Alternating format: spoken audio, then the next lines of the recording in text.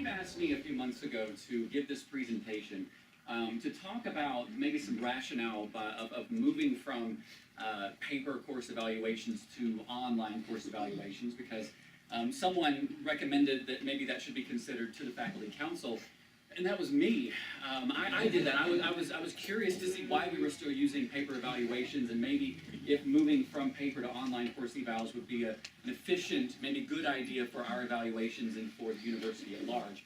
So I want to talk about that today, just sort of the rationale behind this, and turn it over to Jayson afterwards, and then open it up for question and answer for 15 or 20 minutes so that we can kind of take note of what your ideas are, if we don't already address those in today's session.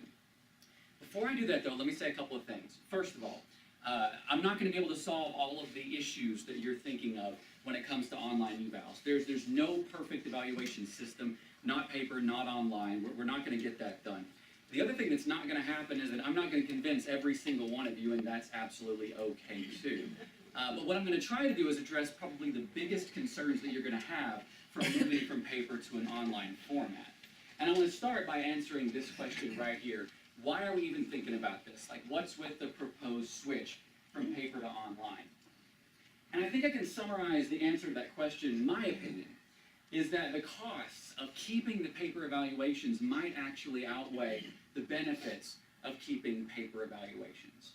All right, and let me kind of break that down and show you what I mean by this. Okay, first of all, I want to address maybe the possible disadvantages of what we have in place right now, keeping the paper evaluations. And this is where my mind went when I first proposed this to the faculty council, is, what's disadvantageous about the system that we have in place? And the first thing that came to my mind was time, right? The first thing I thought was there's a lot of time involved in using the paper evaluations that we have. Primarily, there's a lot of time used with scheduling. With our administrative assistants, they're having to schedule these classrooms and the days on our calendar. They're scheduling student workers to come in or other faculty members to come in. There's a lot of time being used just figuring all that out. But, that's not a lot of time, so that's okay. But there is a lot of time in class that's being used too. I know in my Monday, Wednesday, Friday classes, I'm using about 10 to 15 minutes. My Tuesday, Thursday classes, sometimes 15 to 20 minutes when it's a larger 60-person class. That's a lot of class time for me. I don't know about you, I really, really like that class time. Even if it's just one day, one sitting, I like that time. I need that time. But that might not be enough for you. I understand that. That's not everything. There's actually not enough time for students to provide ample comments either. Right? With 10 to 15 minutes, maybe students have a lot to say on those evals. They don't feel like they have enough time to spell out what it is they want to say about our courses. And some students feel rushed. They feel like, I don't have enough time to write anything I want to say, or maybe they can type faster than they can write. And so forcing them to do this so quickly in a classroom doesn't give them the chance to say what they want to say. And I know in my evals, I get a lot of NA, not applicable down the row. They didn't have time, or they were the last ones writing the evals, and they just felt like they had to rush through it. So they don't write anything at all. I want their comments, but they don't give them to me. But maybe most egregious of all, in my opinion, is how much time it takes to type all of these things in by hand. With our administrative assistants, they spend hours and hours and hours and hours typing all these things in by hand when they could be doing a million other important things. And I just want to hypothesize maybe how long it takes them to do this. And so I went around the university and I surveyed all of the administrative assistants and asked them, how long did it take you to type these in? And collectively, they spent last semester 765 hours. I'm absolutely lying about that number. That's not a real number. I'm making that number up. I don't know what the number is. I know it's a big number, though, okay? And I know that they're spending a lot of time typing things in. For example, this came straight off of one of my evaluations right here. Drawing, unicorn, and a tree. And it was actually a drawing of a unicorn and a drawing of a tree, but our administrative assistants can't draw that for us when they're typing it, so they have to draw these very useful comments and spend their well-earned time typing this out, which is honestly not productive at all. Okay, so I find that the use of time for these paper evaluations is somewhat, for lack of a better word, wasteful. I think we actually use a lot of resources with these too. A lot of paper, a lot of ink, a lot of mechanics and a copier that seems to break quite often. I don't know, our resources could also be better used when we have online formats to do this to begin with. And then finally, this is one that I hadn't thought of before until I talked to a few colleagues here, my wife also, is that with paper evaluations, at least the way we have them now, students aren't getting a chance to evaluate the entire course, right? We're giving evaluations in a fall semester between October and November. We haven't got to their final projects. They haven't done the last unit of our classes. They're not actually evaluating us in our teaching entirety. We're having to evaluate so early, maybe because we need that extra time for the administrative assistants to type in all of those comments. And it's a lot of comments because we in psychology have almost 300 students, and multiply that by our classes. That's a long time, a lot of comments that don't necessarily encompass all of our course time anyway, which is kind of frustrating. And I know that I want students to tell me, what did you think about that final project? What did you think about those last units of material that we presented or discussed? We don't get that on our paper evaluations, at least the way we have it now. Now I know you can do informal assessments and you can ask in other ways, but those don't necessarily show up for tenure or promotion. And we want those, I would want those data in my full package being presented to the committee. I want the whole class being represented. You can't necessarily do that the way we have it right now. But I'm not anti-paper evaluation entirely.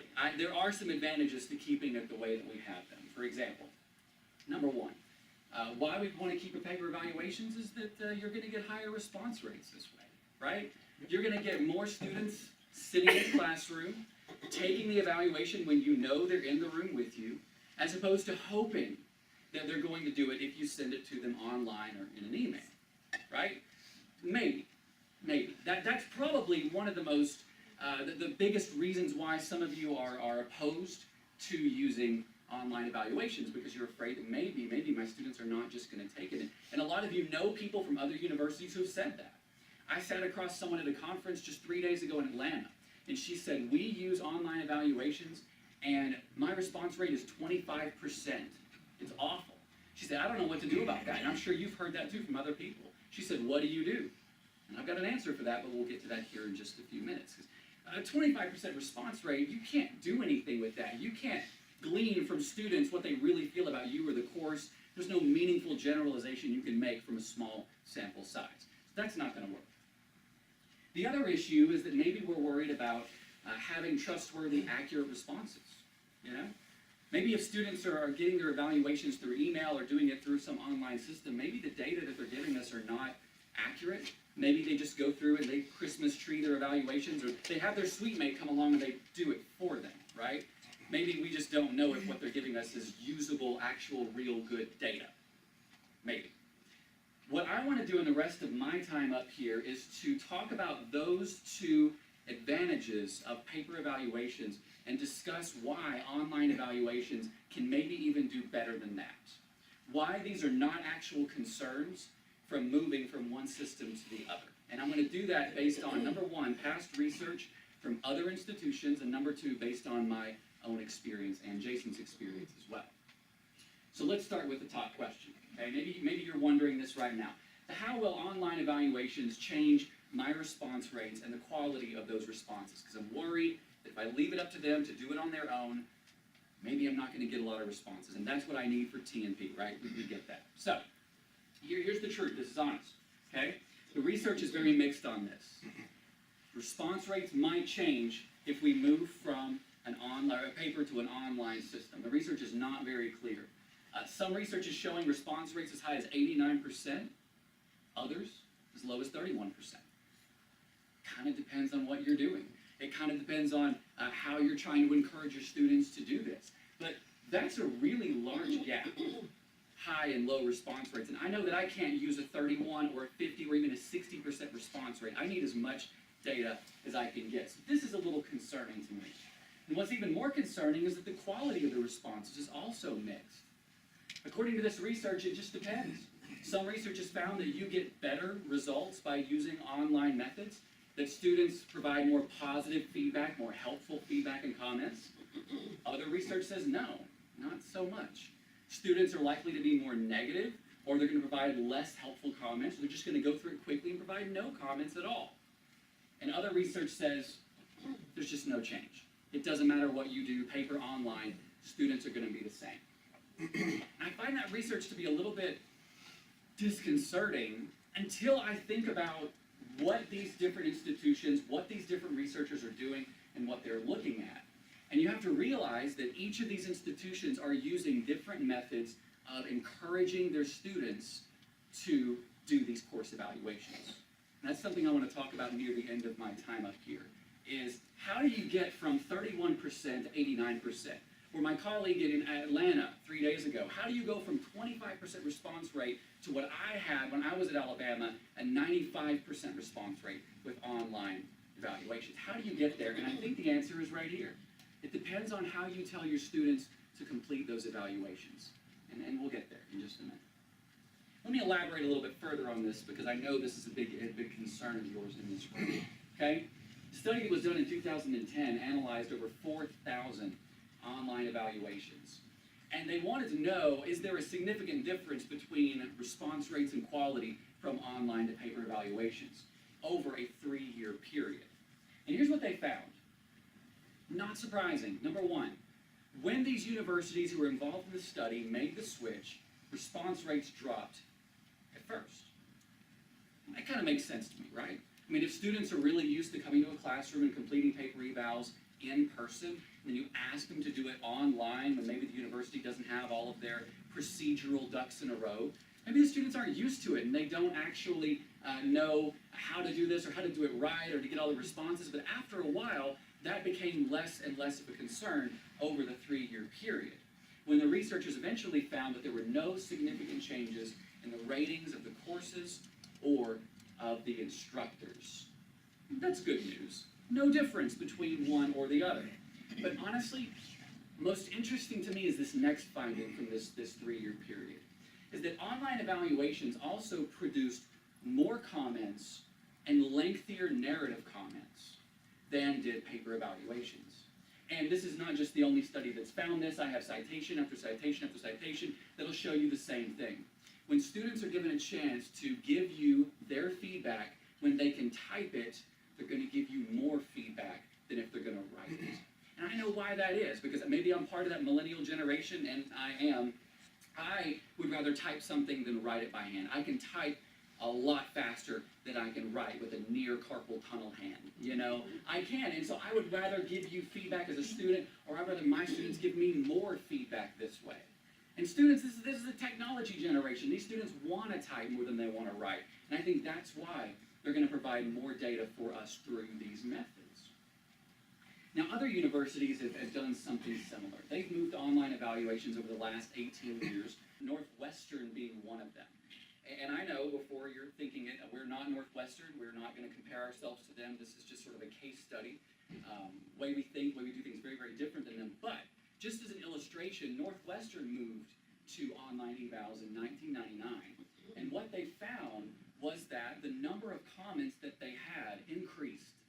And how many comments the professors got and how useful those comments were for their teaching after just 4 years of implementing these online evaluations. And that's not just Northwestern, that's many, many other institutions across the board. A lot of other universities are supporting this idea that if you institute it right, if you have the right procedures in place, you're going to get better data using online evaluations.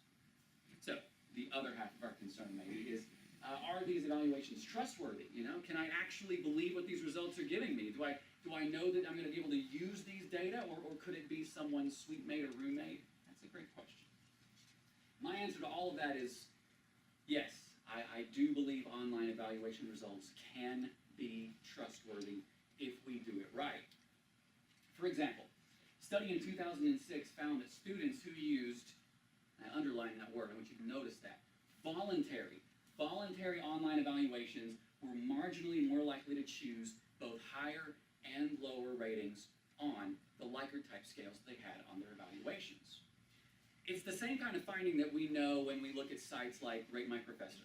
The students who use Rate My Professor, they're a certain kind of student. They're not your typical student. They're the ones who are really, really angry at you because you gave them a bad grade and they didn't like you and they're going to tell the world about it.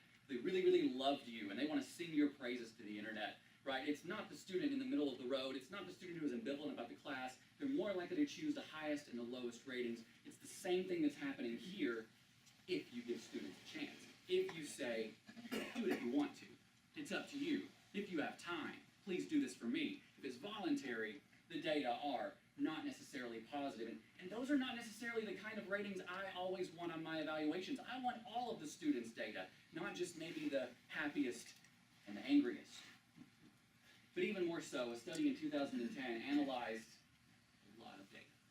Over 600,000 classes over a 6-year period using paper evaluations and 53,000 classes using online evaluations to also compare the trustworthiness of their results, and they found no significant differences between the two.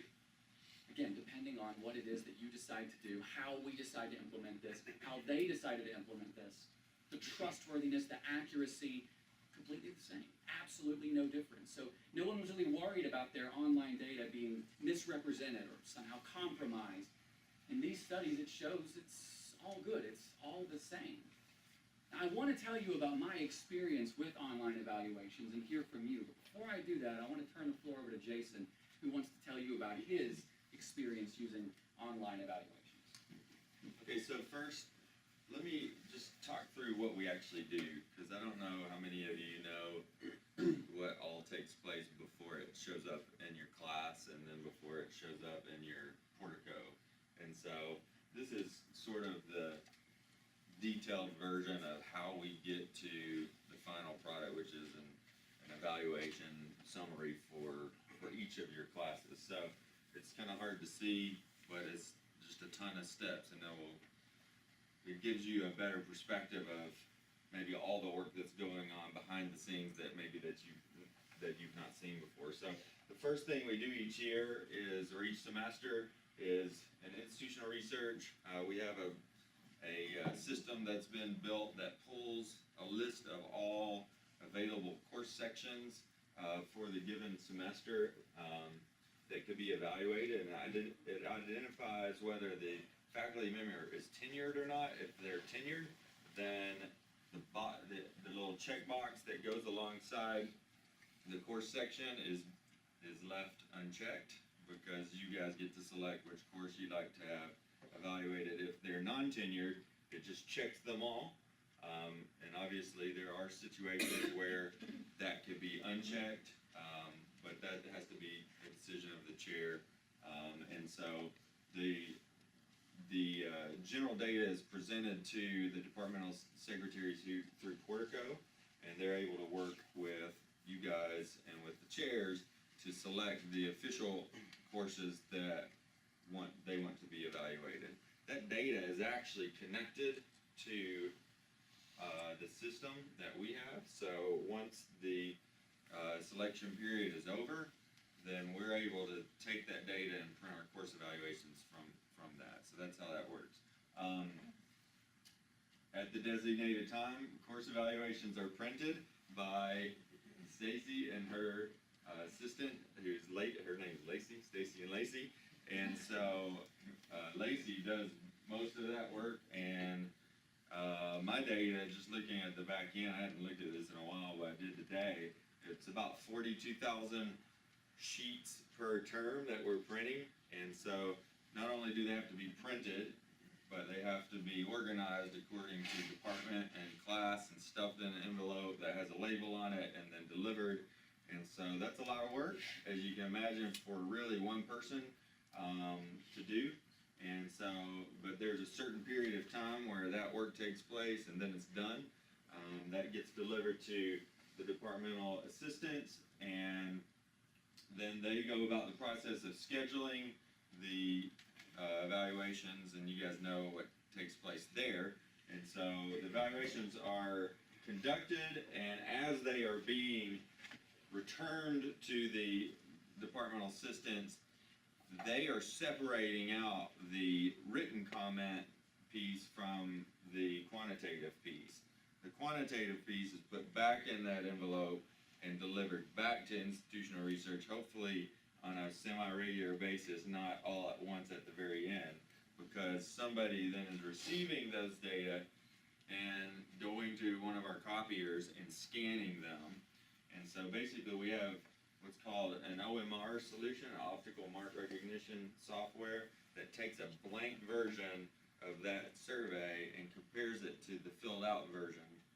And we, through the software, can train the analysis tool to say, this is question 1, and here are the options available, and this option is strongly agree, and it's worth 5 points. And so basically it compares the blank copy to the fill out copy and decides whether or not that answer was a 5, a 4, 3, 2, or 1. If it can't decide because somebody marked 2 answers, and literally if anybody ever marked 2 answers and crossed one of them out and left the other one, then it will pick it up as an error, and it basically codes that in a way that Stacy and Lacey can say, oh, there's an error there. So in what looks like an Excel spreadsheet, they double click it and it pulls up the image, and they can decide that was supposed to be a 3 or that was supposed to be a 5.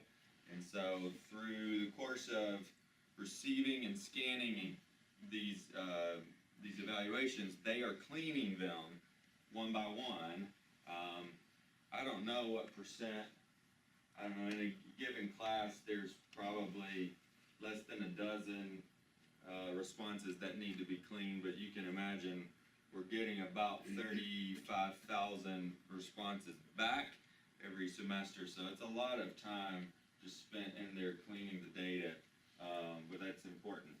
And so once that data has all been received from you guys, and it's all been cleaned, then we have code that on the back end that goes and runs that data through some checks to see if the courses that have been returned, that we know what that course is, because we need to know information about you. Are you tenured? What department do you belong to? And that's not encoded on the course evaluation itself. And so it's basically pairing up the data to what we expected to receive back, and if there's any issues, then we have to work through the process to clean that up. And then once that's clean, then we can run our analysis. And so about 3 or 4 days before you receive them, we run the analysis into our data tables in what we call our staging environment, and we look at that. So we go through a process of making sure that looks okay, and assuming that it does, then it sits there in staging until we're ready to deliver them to you. And basically we have a little code that we run that just pushes it into the environment that you can see it in Portico. We do that at 12 o'clock. In theory, we do that on 12 o'clock on the day that the final grades are due.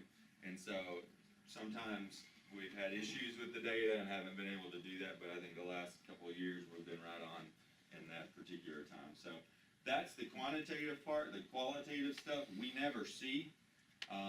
So here's something to consider. I have data dating back to like 2001 in my database on course evaluations. You may or may not be able to see that. Certainly if you haven't been here this long, that you can't see your results from, because they don't exist. But I have data going back that far, but I have 0 qualitative data. So all the written comments are only stored by the departments themselves. And so that data is completely disaggregated. The qualitative data does go to the assistants. You guys know that process. They hand type them up as described and then produce those reports to you separately, I guess, through email. And again, that's the only place that those exist. And so that's the process. So how does that look for us? So I'm giving you two graphs in one here. You've got the fall semester trending over the last 4 years and the spring semester trending over the last 4 years as well. The blue bars represent the response rates that we're receiving from your class or from the total undergraduate population. We have different kinds of evaluations. So this is including what we call Rev 1, that's Revision 1. It's the official survey that's given to most classes. We also have a music applied lesson survey, which is different. And then we have the RELG for the religion benevolence class. And so there's 3 types of evaluations that are distributed on campus. And so these numbers include those. So you can see, or you might not be able to see, but we average about 83% response rate, almost completely related to how many people are in class the day that the evaluation is given out. So there's some caveats there. First of all, that only includes the evaluations for in the total potential evaluations of those classes that were selected as being administered, not this cross-listing. And so the number's actually inflated here. So if you have a class that's cross-listed, we don't want to give you two different evaluations because we don't know who's filling them out. You know, the students, when they sit there in the class, I don't know if they're soc or psych, right? So we choose the primary one, and we print enough to cover for both, but when they come back in, I'm only giving you one response back. And so it's very difficult for us to say in total, there were a potential number of this many people in the classroom because of these cross listings. And as a result, the number that I'm using to say the possible number of people taking the evaluation does not include cross-listing courses. If we were to take the total population of courses that you said wanted to be evaluated and the total number of responses we got back, the actual response rate is more like 65%. And that's not accurate either, because sometimes you tell us the course is going to be evaluated and it never gets evaluated. So the response rate's closer to 83%, but not quite. It's probably more like 78 to 80%. So we can't really get a good firm number. The spring, those numbers look about the same, although there's been a little bit more variance over the last couple of years. We do something different in the DAL, and this is my last piece here, but obviously they don't come to campus, so there is no opportunity for face-to-face evaluation. We had this optional for the first few years of the DAL, and the response rates were terrible. And it was this kind of thing, hey, go take your evaluation, and we appreciate the feedback. And we were getting, I don't know, 30% response rates, maybe 30% response rates. So we really thought about it, and we created a new system. We built our own, so we didn't buy something. We built our own that's a hybrid of what we're doing on the traditional campus, but we're getting basically 100% response rates from students finishing the class. Okay, so because it's taken at the end of class, and if you're not in the class, then obviously you're not going to have the opportunity to take this. But here's what we do. All DAL classes are built on a 7-week model, and so each course is evaluated, and we add essentially what Moodle calls a unit between week 6 and week 7. So in between those two is this unit, which is the course evaluation. Okay, and so then what we do is we say hide week 7 until the course evaluation unit is done. So they can't see the final unit of their class until they go in and take the course evaluation. And so when I say it's nearly 100% completion, in theory you can't finish the class until you take the course evaluation.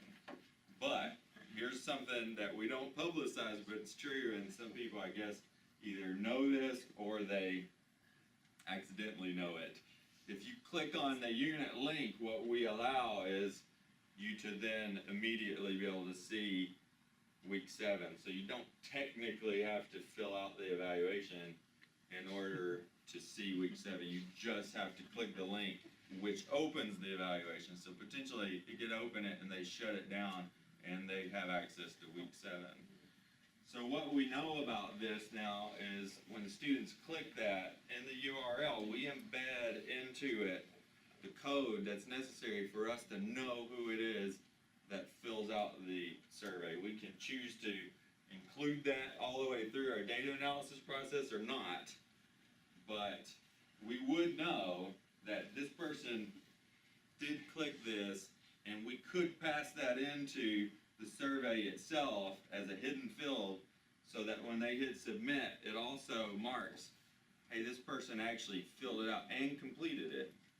And so, now this model works really well for the DAL. It wouldn't necessarily work well for the traditional campus in its exact form, but a version of this could work according to whatever, you know, the institution wanted to do.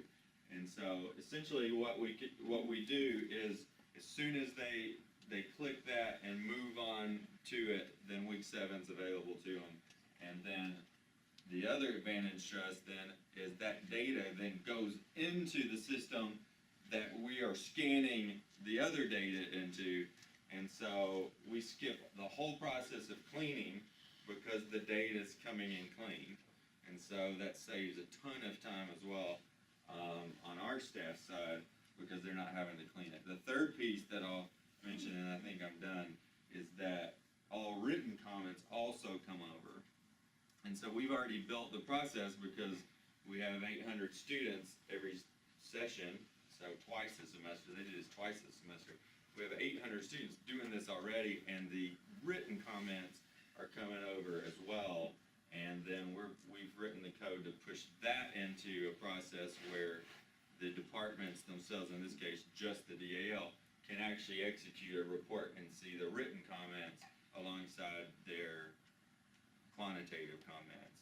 And that's not obviously available on the on-campus version. So we have experience with this, and it seems to be working really well. He talks about a sort of a startup period. Well, we've been doing this for 3 years or so, maybe not quite that long, but so there's a model out there. There's just obviously some things that would need to be worked out in terms of making it applicable to the on-campus environment. So that's what I have. So when I was at University of Alabama, we had to give our evaluations online. There was no way to give them through paper, and I wanted to try it online. It made sense. It would be faster for all the reasons listed so far. And so I was given the option, though, how I wanted to encourage students to complete the evaluations.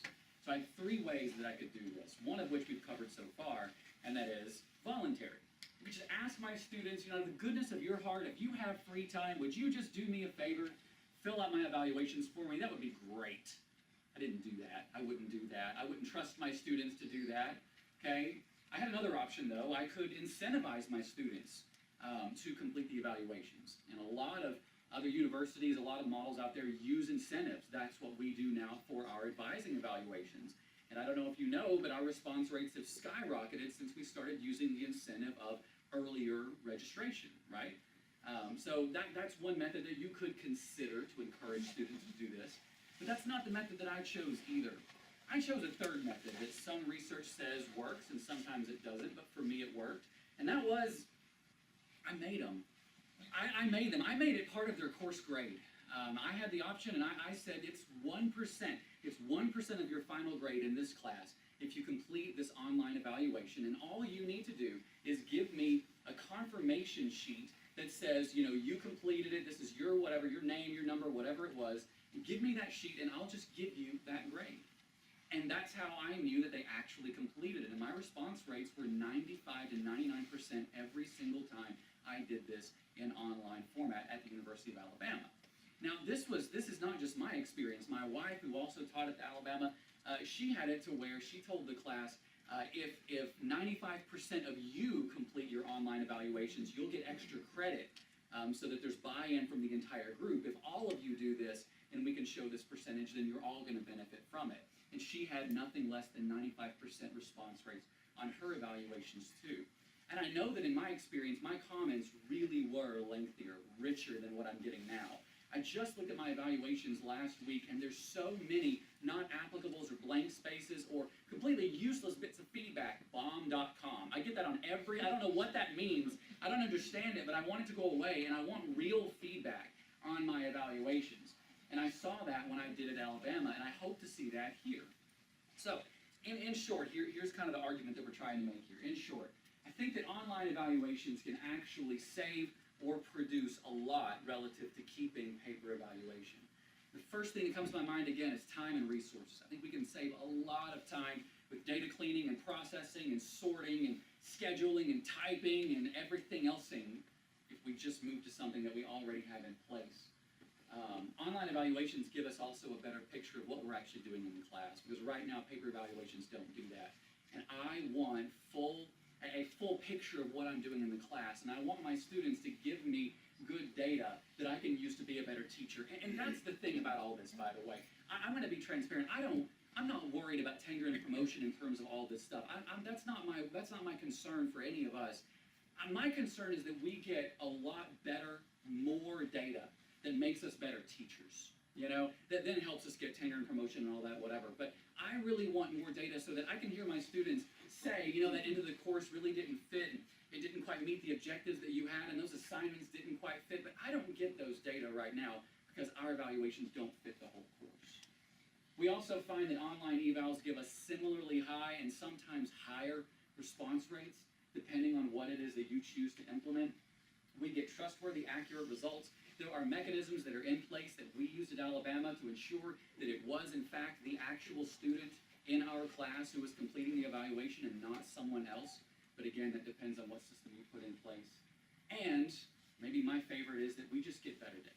More rich narrative comments from our students that we can use to be better teachers and make our classes stronger. So that's kind of our case for this consideration. And again, as Steve said yesterday, we're not necessarily making a decision right now. We just want to hear what you have to say in response to some of these ideas, which leaves us with the next maybe 20-ish minutes to open the floor for your questions and your comments.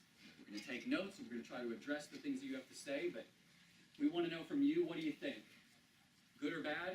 Thumbs up, thumbs down. Lay it on us. I'll open first. So I said I was going to come in and be the boisterous minority. But up until 7 minutes ago, you had me sold. I mean, I was convinced, because I hate how much paper we use. I hate the time. I hate the resources. But I've got a couple problems. One is, well, one's more logistical. One is, I'm not going to give my students extra credit. Yeah. And I'm not going to take points away from doing this. And if it's voluntary, they're not going to do it. Right. So I don't have a solution there. The DAL system works really well. If there were a university system that solved that problem, I might be willing to be convinced. But I'm not going to give them 1% or 0.1%, because I'm just thinking of that student in freshman comp who's 0.4 away, and they pass that class because they filled out a course evaluation. Yeah. I can't in good conscience do that. And then second, with time, if they're going to evaluate the entire class, including the final exam, which let's just say takes place Tuesday afternoon from 3:15 to 5:15, and I have to turn in senior grades at noon the next day, how exactly would I give them points anyway by the time I'm grading everything else? And then there's the third thing, which is I'm still not convinced they're trustworthy, that they're not just going to be sitting in their dorm room and saying, hey, you've had Brown before, what did you think about him? And nothing in here shows me that they're proven to be trustworthy. I think I'm done for now. That's good. No, that's good. I can't address the system question, but I can the other question, how do you know? I would argue that with online evaluations, that same concern could be made about paper evaluations. Maybe the students know that within October to mid-November, they're going to have evaluations. I know that it's coming, so what do you think about Kevin Brown? I don't really know what to write on here, so their friends' opinions can still inform them even when they're doing it on paper. But in these cases, in past research, they're giving us more feedback than less. So I wonder if, that same concern could be made with paper evaluations. Remind me what your second question was, and then I'll throw the first one to Jayson. The second was, I think, the timing of if it's the final exam. Right. Yeah. So with us at Alabama, we didn't put the evaluations after the final exam. We let it go. I think they were able to take it within the last 2 weeks of class, anywhere in that period, but it usually always fell before their final exam. So the final exam would not be included on their evaluation of the course, which is a problem, but it's also better than the last month and a half that we're getting now. Although personally, I don't mind if my final exam is not being assessed. I mean, it's a final exam, they're gonna forget about it. But the rest of that, at least we're getting that extra month and a half that I would hope is more beneficial to us. But that's a good question. So, yeah, I mean, obviously we'd have to figure out a way to encourage them to do it that the faculty would agree to, and so that, obviously that's an issue. there have been a couple of suggestions that are put out there. One would be attaching the final exam permit to this process. So, and I haven't talked to anybody about this except Steve a long time ago. So, so actually, when I saw this come up, I called Bryan, like, what is this about? So I haven't really spent a lot of time thinking about how that might look for the on-campus side, and certainly don't know what the business office would think about that. But currently, they also are spending enormous time printing those little cards off and going and putting them in mailboxes that the students don't use. And so then the post office is spending enormous time at the end of the semester looking up people's passcodes to their mailbox they don't use so they can get the one piece of mail they care about for the whole semester. And so it's conceivable that there could be a two-check system there. Did you fill out the evaluation, and is your bill at the level that it needs to be? And through Portico, they could be delivered then some sort of institutional pass that you could also see as a faculty member if you wanted through Portico to check, or I don't know, something like that could potentially work. That could be instantaneous, because as soon as they fill it out, they get it. Now, obviously, you got questions about, well, then is this going to encourage them to just rush through it so that they can get something? And do you want to give a negative sort of consequence to something so important? So you didn't fill out your evaluation? Oh, well, you need to do it before you take the final, and they go through real quick, and they're angry, and what happens, right? And so, obviously, these are concerns that we'd have to talk about, but there are possibilities, and it's just one thought. Let me say on the DAL, to answer your other questions, on the DAL side of things, it's a little different because they were already filling out online evaluations as a voluntary thing, and then went to sort of a required. And we did worry that they would get to this end and be frustrated that they couldn't take them and whatever, but we saw basically no change in the actual quality of the evaluations, with one exception, and that is the comments are way more than anything I've ever gotten in an on-campus class. So this idea that the students don't want to handwrite out written comments, but they will type it, is true, at least in terms of the DAL students, because they're writing really, sort of extensive comments to the faculty members. At Polish University, we have the online evaluation, but the only way that they can implement is that it's mandatory for the students to do the evaluation before they see their grades. Another way to do it, that's another way to consider it, for sure. Couple comments. The first one is related to the incentive aspect that you were just touching on. I would really have no problem, even though I would with the extra credit component, but giving an assignment that would require this, because to me, this is one of the most reflective aspects and very meaningful that would fit in with the idea of the assignment. And if there is some type of QEP component, if something could be embedded in this end of course evaluation where they can elaborate on that, it seems like it'd be an extremely meaningful piece as far as the evaluation. An irritant for me currently with, and you touched on this, is where, okay, if we do the evaluations and there's 3 weeks left in the course, there's a lot of meaningful components of the course where I never receive any feedback unless I follow this up and do my own type of questionnaire. And it's been very interesting when I've done that, where there's some things that surface where it would not be embedded in the overall evaluation process. Absolutely. Jim?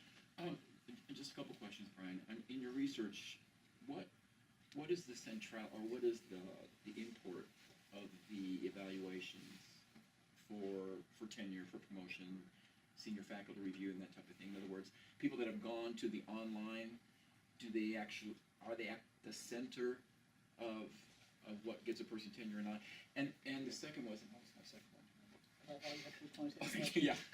Do we have to do quantitative and qualitative evaluations together? do they have to be joined? I'll answer the first question on that. The teaching evals are not as central in these studies as they are to us, since they sort of comprise the primary method of getting tenure and promotion, but they are an important component. In a lot of these larger universities, you would find that publications or conference presentations would also be in conjunction with teaching evaluations. Central, yes, but as central as us, no. No. Yeah, because there really are no compensatory Right. factors or elements for teaching evaluations. No, that's true. Now, to your second question, do we have to do quantitative and qualitative? I don't know if I can answer that question. In other words, could you do? Is there a speedier way to do the quantitative, and then do online the qualitative, which would get to the narrative and the longer narrative and that type of thing? A speedier way, like in the class, you mean? Yeah. Well, the whole process, I guess. Now that's probably a big question. I don't know. I mean, If you separated the two out, in other words. I just think you're gonna be now asking the students to do twice what, because I mean, keep in mind for you, their evaluation of you is one, but they may have to do this 7 times or 5 times. The reason And so- the reason I'm asking that, Jason, is because we do a lot more reflective evaluations as we go through the semester, Yeah. and so that qualitative evaluation where we ask them to write a narrative seems more in keeping with what we've been asking them to do at least multiple times during a semester. Yeah. And if that couldn't be done in class the last day or something, and include some of the final elements of a class separate from, or maybe separate from doing the quantitative one, Yeah. the Likert scale type things. Well, I mean, I guess in standard, this is a standard IT response. Anything's possible. So, no, I mean, I think it just depends on what it is that's of value to you guys, and so that there could be more significant and radical changes to the evaluation process, but we have to think through the implications of that. Sure. One item that you presented was that there was no difference in quality in terms of evaluations. What I've seen, and, okay, you got ratemyprofessor.com, right? Wonderful. Oh, absolutely. Can Very we add- trustworthy. Can we add a chili pepper to our online? But here's the deal. With online, and what I see is you can have much more extreme elements, both positive and negative. You mentioned millennials. Look at how they respond online. It is anonymous. I can say anything. You go to extremes. There are a handful of people in this room that accept what's in your dependency. Okay. Those comments are read in their entirety, and I've been questioned. This comment, second year, this semester, this class. What does that mean? If they become more extreme, that makes my job a little bit more difficult. Even if you have a lot more data,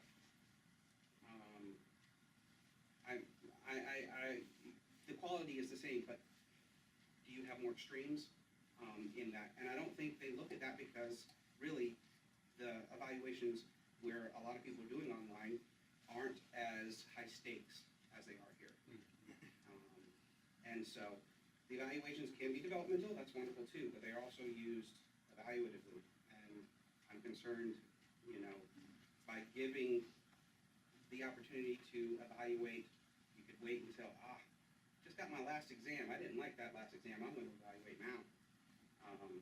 As opposed to, I'm just kind of concerned about being able to defend more extreme comments within the evaluation system.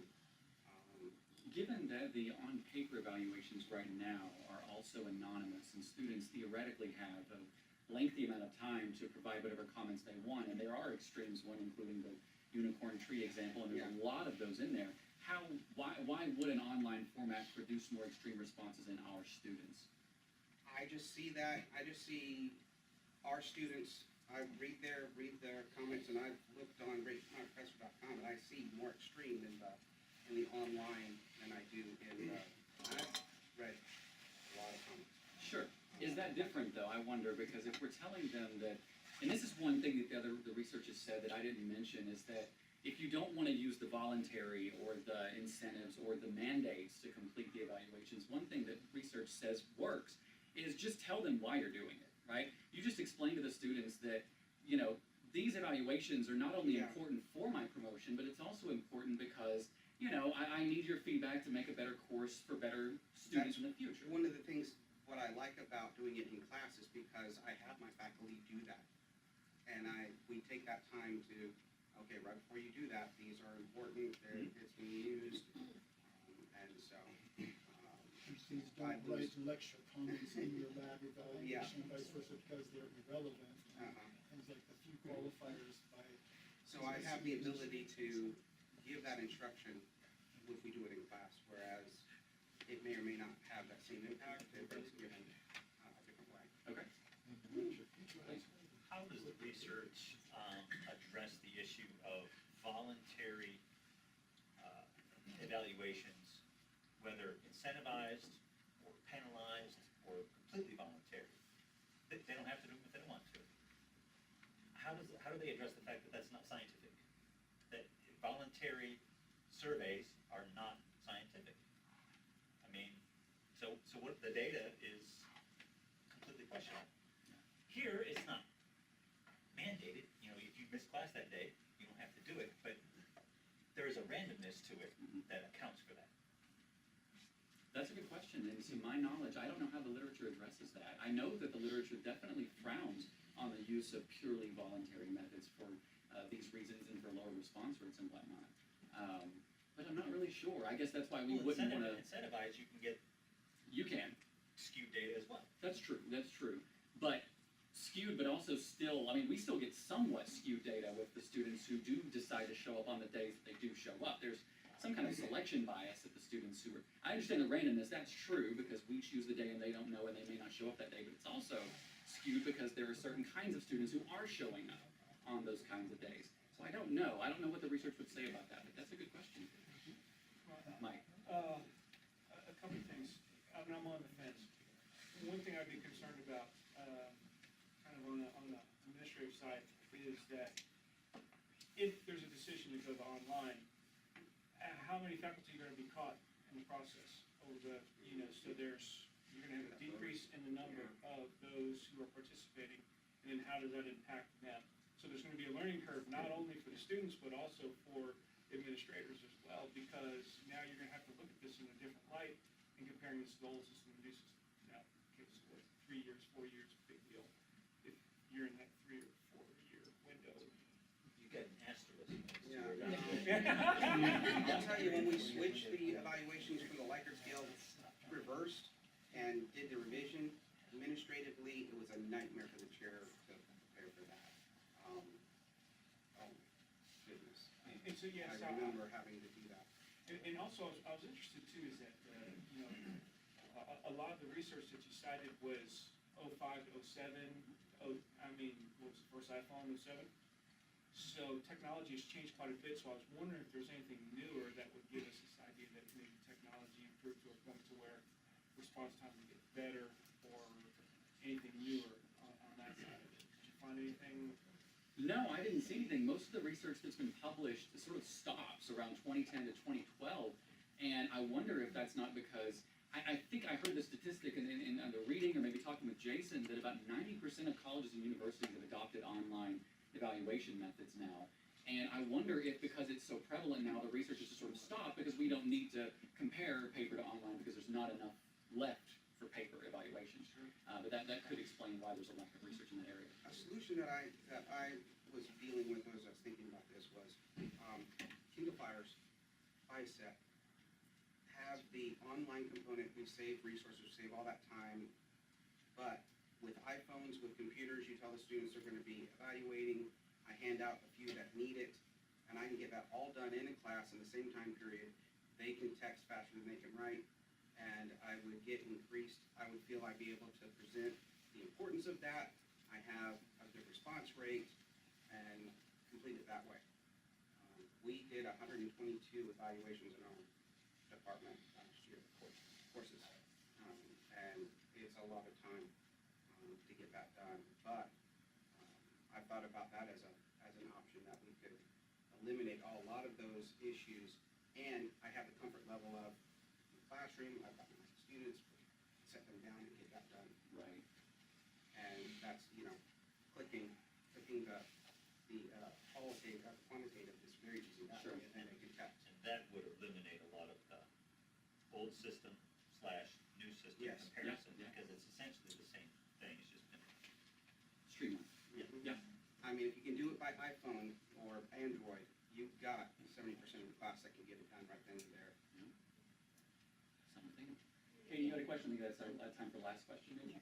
Yeah, building on that comment, actually, at Chapel Hill, where I did my graduate work, we switched about halfway through to my PhD program. And what they did was, since Carolina students were required to have laptops, they just said, during this week range, tell them to open their laptops, take 15 minutes in class, and evaluate. Now, we don't have that requirement here, but I've been able to work my course design around that, both with the phones, like you mentioned. Most of my projects that used to require laptops now just use it with their phones, or if I need to, I go to lab. And so I think it would make a huge traffic jam at the end of the semester if we were all trying to get labs. But it does seem like if we want to keep the in-class component, but just switch to an electronic mode, there's probably kind of a middle ground we can find. That's true. My greatest concern has a lot less to do with whether or not it's electronic or whether it's on paper, because I'm all for saving resources, but it's about whether they're doing it in class or out of class. Because it seems like voluntary is a bad idea from everything I've heard. So if we incentivize it, I'm incentivizing people who do not attend class to fill out an evaluation Yes. again. And that's basically guaranteeing that information. Because there's always two or three. You're getting, What's the you're getting straight information from effect somebody in who the doesn't have the class. Advising, you said we incentivized it, and the advising rate, response rates went up from what to what? From nothing to 50%? 68. We're up to what? 40% increase. It went up to, Up to 68? yeah, in the high 60s. I think I have to go, I'm sorry, but other people need to add. Thank you all for your time, questions, and comments. Let us know if you have more.